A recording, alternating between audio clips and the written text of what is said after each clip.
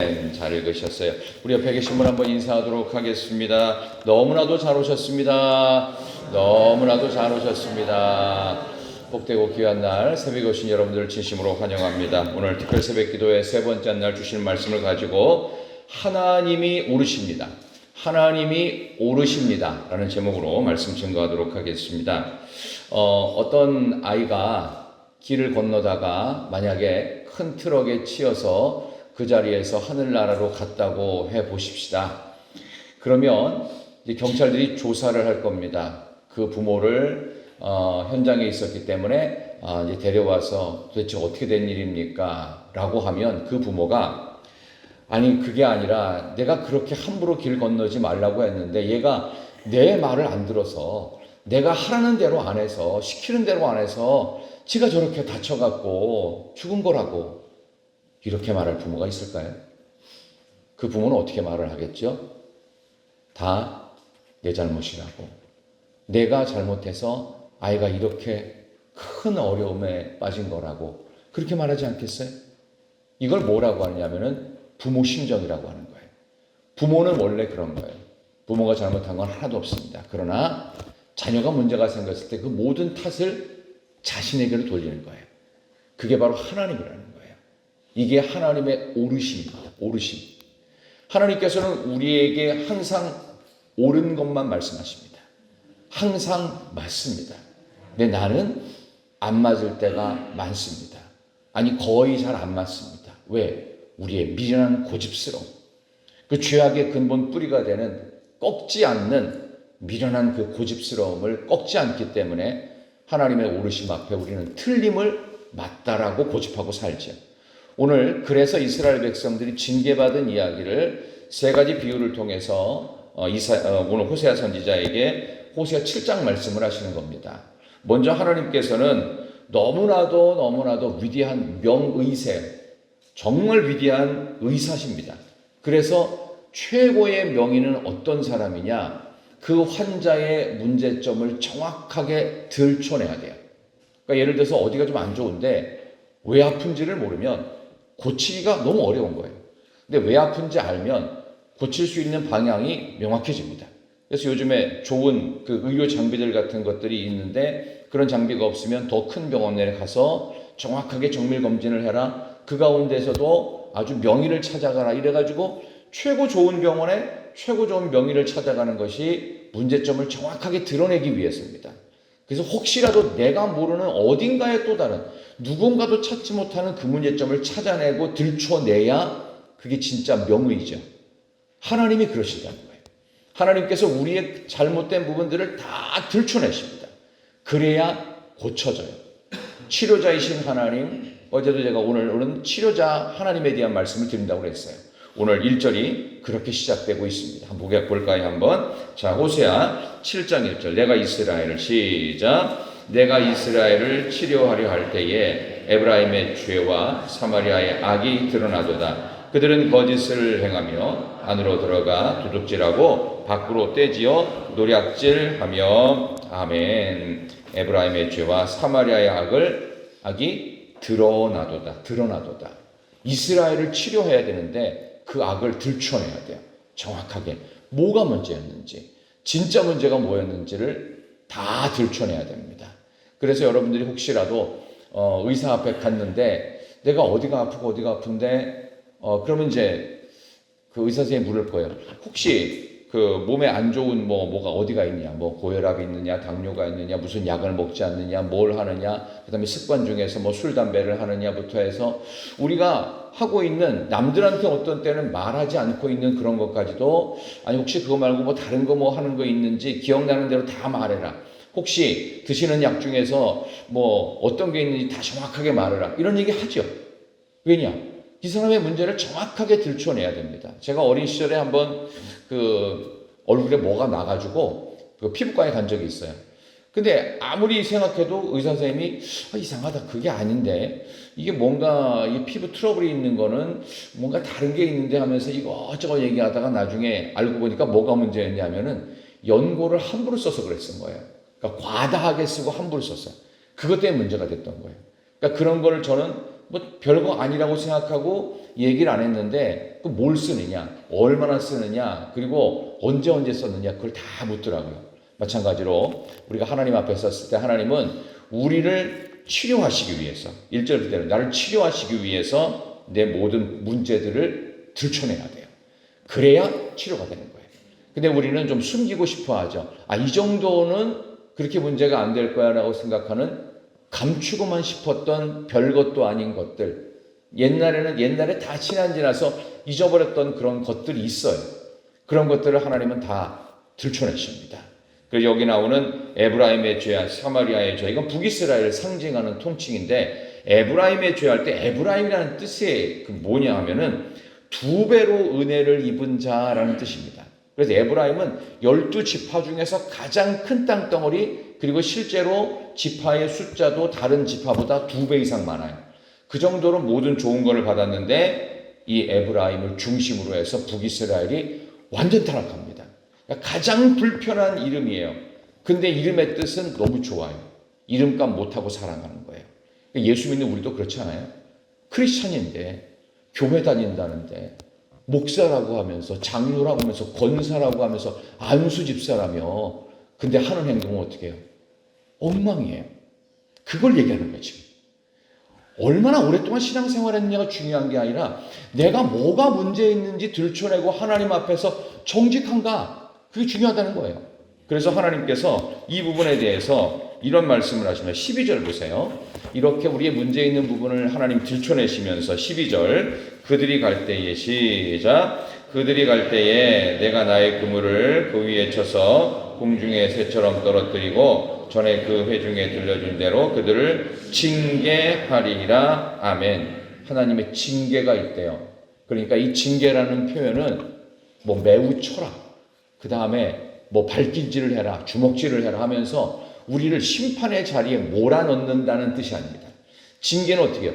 고치기 위해서 징계한다는 것은 헬라어로 보니까 뜻을 뭐라고 되어 있냐면은 파이데이 아니라고 써 있어요. 한번 성경 잠깐 볼까요? 우리 히브리서 12장 잠깐 뒤로 넘어갑시다. 히브리서 12장 5절과 12절 보겠습니다. 자, 우리 신약 성경 조금 뒤로 넘어갑시다. 히브리서 12장입니다. 신약 성경 367쪽, 신약 367쪽에 히브리서 12장 5절과 12절 보면서 하나님이 치료하시면서 우리의 죄를 드러내시고 징계하십니다. 그런데 이 징계가 뭔지 보겠습니다. 자, 히브리서 12장 5절 징계의 의미를 찾아가면서 히브리서 12장 5절 367쪽입니다. 또 아들들에게 시작.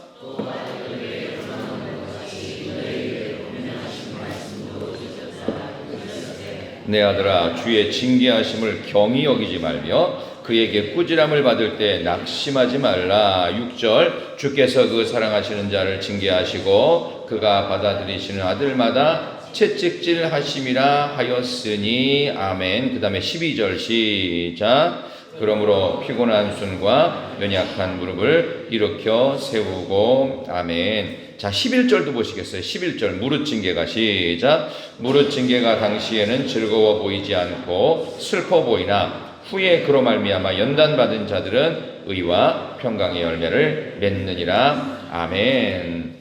피곤하고 연약한 부분들을 일으켜 세우면서 의의 열매를 맺어가기 위해서 아들들에게 하듯이 우리 하나님께서 우리를 징계하세요. 이걸 파이데이온이라는 헬라어 쓰는데요. 이 징계를 왜 하냐? 다시 처음부터 1절부터 하나님이 사람을 치료하실 때 우리의 문제점들, 환부를 들춰내세요. 그래서 징계하세요. 그럼 징계하신다는 파이데이온은 자식들에게 한다고 그랬죠. 이 파이데이온이라는 뜻이 원래 뭐냐 하면은 파이디온이라고 하는 말이 어린아이, 자녀라는 뜻입니다. 그러니까 파이데이 아니라는 징계는 자녀로 만들어 가다 그 뜻입니다. 그러니까 하나님이 아들로 만들고 하나님께서 하나님의 딸로 만들기 위해서 뭐 해요? 징계하시는 거예요. 징계. 그래야 자녀가 되는 거예요. 그러니까 징계가 없으면 뭐예요? 부모가 없는 거예요. 징계가 없는 사람, 한 번도 꾸지람 받지 못한 사람은 고아라고, 고아. 부모 없는 자식이에요. 그러니까 자녀로 만들어지기가 어려운 거예요. 안 되는 거예요. 그러니까 징계하시는 거예요. 하나님께서 우리를 치료하시면서 뭘로 만드신다고요? 자녀로 만드세요. 그래서 반드시 징계하십니다. 어쩔 수가 없어요. 죄를 다 들춰내야 돼요. 자존심이 망가지고 우리의 문제점이 뭔지를 어떻게 보면 만천하에 공개하면서, 그러니까 성경에 나오는 다윗이 그렇잖아요. 여러분이 아는 것처럼 이 바세바 사건을 저지른 이 국가적인 이 왕실 전체가 공범이 됐어요. 그걸 어떻게 해요? 역사에 들춰내십니다. 그래서 어떻게 해요? 제대로 하나님의 아들로 만들어 가십니다. 제대로 이스라엘 나라를 만드는 다윗 왕조를 만들어 가십니다. 본인은 창피할지 모르지만 나중에 본인이 살아요. 위대한 왕이 될 뿐만 아니라 그의 자녀를 통해 솔로몬 성전이 만들어지죠. 그 가문을 통해서 예수 그리스도가 탄생하십니다. 이 엄청난 일을 만드시기 위해서 뭐예요? 자녀로 만드시기 위해서 죄를 들춰내시면서 치료하실 때 반드시 징계하시는 거예요. 혹시 여러분 요즘에 나만 매맞는 것 같다라는 생각이 드신다면 하나님의 징계에 가깝습니다. 왜? 하나님의 자녀가 되려면 많이 혼나야 되거든요. 그래서 저도 돌이켜보면 제가 목회자가 되기까지 참 좀 많이 혼났습니다. 담임 목사님들, 제가 모셨던 담임 목사님들에게 정말 많이 혼났어요. 그 가운데 어떤 때는요, 지금은 이제 그분이 돌아가셨지만 어떤 분은 이렇게 전화를 이제 저한테 가끔 하실 때가 있어요. 그러면 앉아서 못 받아요. 일어나서 받아야 돼요. 왜냐하면 하도 혼난 기억이 많아요. 혼난 기억이 하도 많아가지고 그때 그 느낌이 다시 한번 확 살아나요. 받으면 반가우면서도 긴장감이 확 올라가요. 스트레스 지수가 확 올라가요. 근데 그 과정이 없었다면 지금의 저는 없었을 것입니다. 모든 인생살이에서 하나님은 우리를 성장시키시고 진짜 하나님이 사람 만드시기 위해 아들 만드시려고 징계를 통해서 하나님께서 우리의 부족함들을 다 들춰내십니다. 하나님의 치유하심이에요. 치료가 되려면 우리의 문제점들이 다 낱낱이 공개돼야 돼요. 회복을 위해서 하나님께서 그렇게 하십니다. 그래서 눈물을 쑥 빼게 하십니다. 그래서 천부의 의지 없어서 하나님 이제부터 하나님께서 알아서 해주세요.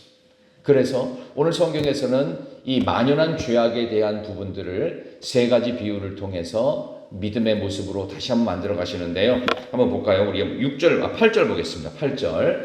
자, 이 세 가지 비유가 이렇게 나옵니다. 8절. 에브라임은 두 배의 축복을 받은 민족인데 북이스라엘이 두 배의 은혜로 아주 지독한 악을 범했다고 그랬죠. 에브라임이 8절부터 시작. 에브라임이 여러 민족 가운데 혼합되니 그는 곧 뒤집지 않은 전병이로다. 아멘.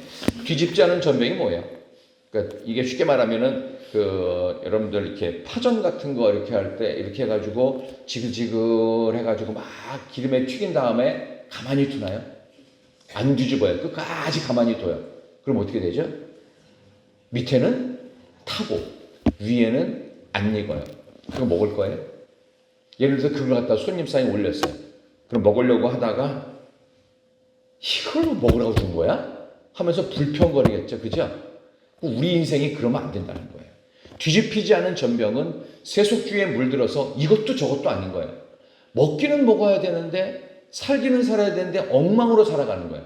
균형 잡히지 않은 믿음을 말하는 거예요.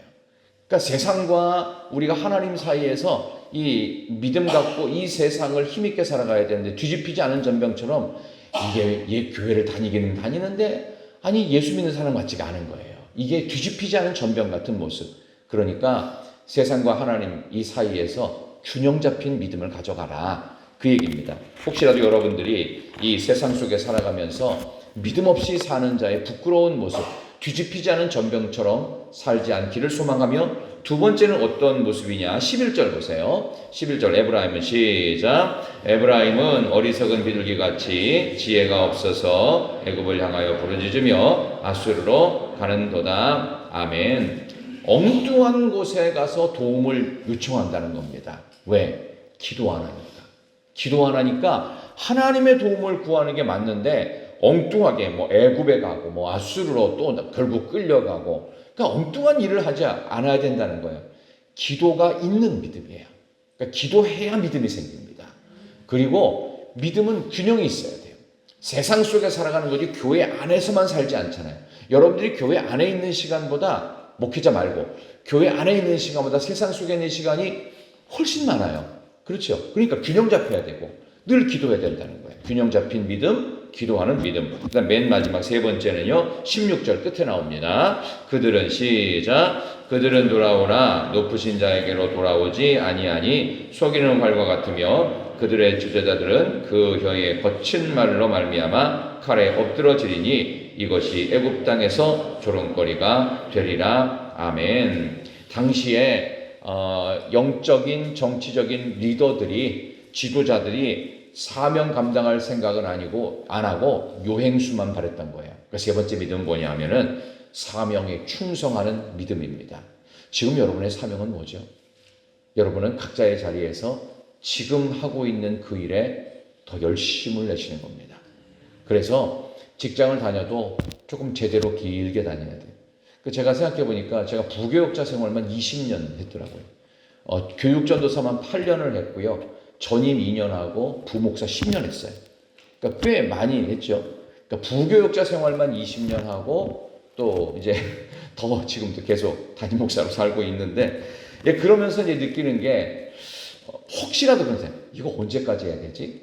도대체 목회를 언제까지 해야 되는 건가? 라는 생각이 들어요. 왜? 맨날 똑같거든요.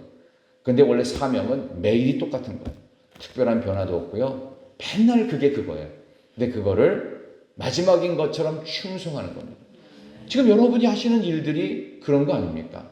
주부라면 전업주부로서, 또 직장인이시라면 맨날 하는 그 일과가 오늘도 반복이 됩니다. 아주 기발난, 기적 같은 일이 매일 생기지 않아요. 그렇게 하는 사람은 없어요. 그러나 지루한 일상이 반복되지만 그것에 기쁨을 갖고 감사하면서 충성하는 것. 근데 당시의 지도자들은 뭐 했냐? 쓸데없는 데 관심을 가졌습니다. 왜? 먹고 살만한 게 차고 넘쳤습니다. 그래서 여기 여로보암 2세 당시에는요, 최고의 정치적인 권력과 군사적인 안정과 번영을 누렸습니다.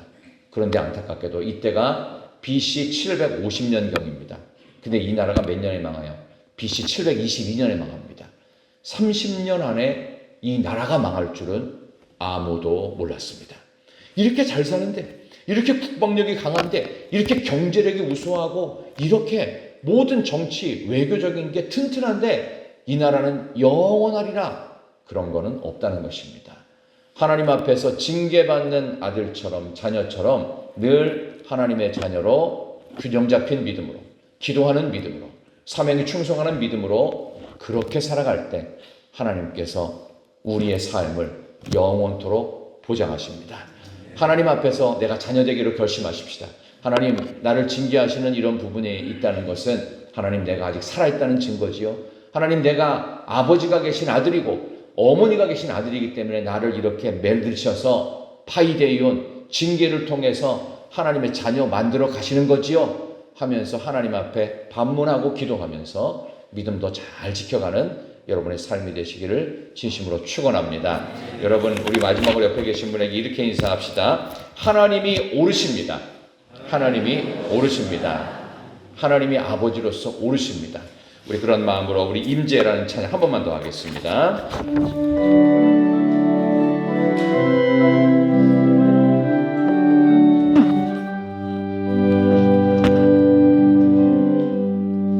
하늘에 문을 여소서, 이곳을 주목하소서. 주를 향한 노래가 꺼지지 않으니 하늘을 열고 오소서. 이곳에 임재하소서. 이곳에 임재하소서. 주님을 기다립니다. 기도의 향기가 하늘에 닿으니 주여 임재하여 주소서. 이곳에 오셔서 이곳에 앉으소서. 이곳에서 드리는 예배를 받으소서. 주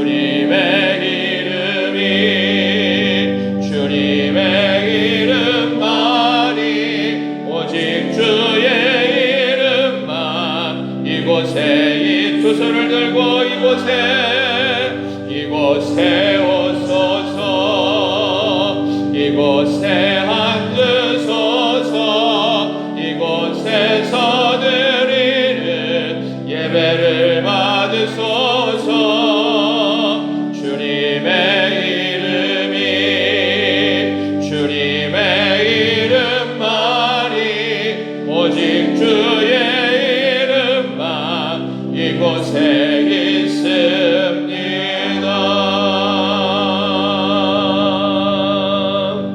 하나님 아버지 감사합니다. 오늘 특별 새벽 기도의 세 번째 날 하나님이 오르십니다.